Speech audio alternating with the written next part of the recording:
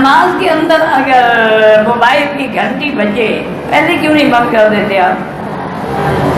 جب حرم میں آتے ہیں تو اسی وقت سائلنٹ پہ لگا دیں، لیکن دوبارہ اس کو بند کر سکتا ہے ہاتھ سے، یہ نہیں کہ دیکھ کے پہلے کس کی کال ہے نمبر بھی پڑھ لے پھر تو نماز گئی۔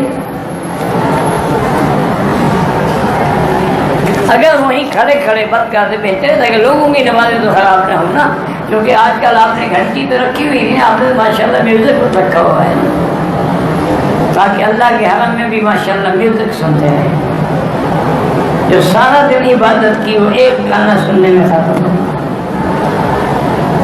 انا للہ و انا، یہی وجہ ہے نا ہم پر اثر نہیں ہوتا۔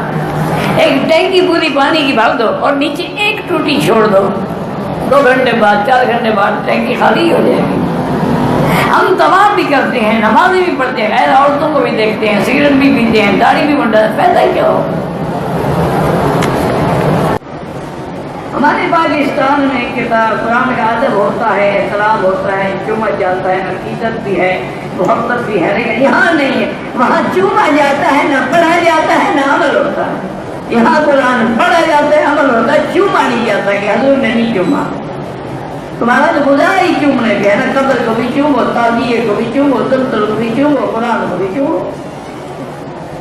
اگر قرآن کا چومنا سنت ہوتی سب سے پہلے نبی محمد مصطفیٰ چومتے، صحابہ چومتے، تو ہم اپنے ملک میں رہ کے اپنے اپنے آداب کو دین بنا رکھا ہے۔ حضرت پتہ نہیں کس کا آپ نے پوچھا ہے کا مزار حضرت آدم کا، اچھا حضرت آدم کا مزار کہاں ہے؟ مجھے کیا پتا، مجھے تو اپنے دادے کی قبر کا پتہ نہیں ہے۔ ہم آدم علیہ السلام کی قبر ڈھونڈ رہے ہیں۔ نہیں، قبروں کے بغیر آپ کا گزارا نہیں ہو سکتا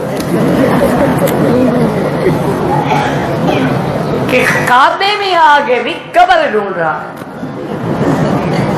انا للہ و انا الیہ، یعنی یاد رکھو ایک مسئلہ ہے کہ ماں سوائے حضور کی قبر مبارک کے کسی نبی کی قبر کے بارے میں کوئی دلیل نہیں، صرف حضور کی قبر مبارک ہے جس کی تعین ہے کہ آپ کی روضہ مبارک میں ہے، مدینہ منورہ میں ہے، حجر عائشہ میں ہے اور فلاں۔ باقی کسی پیغمبر کی قبر کے بارے میں یعنی ظنی طور پہ تو کہہ سکتے ہیں، یقینی طور پہ نہیں کہہ سکتے۔ یہ آدم علیہ السلام کی قبر ڈھونڈ رہے ہیں،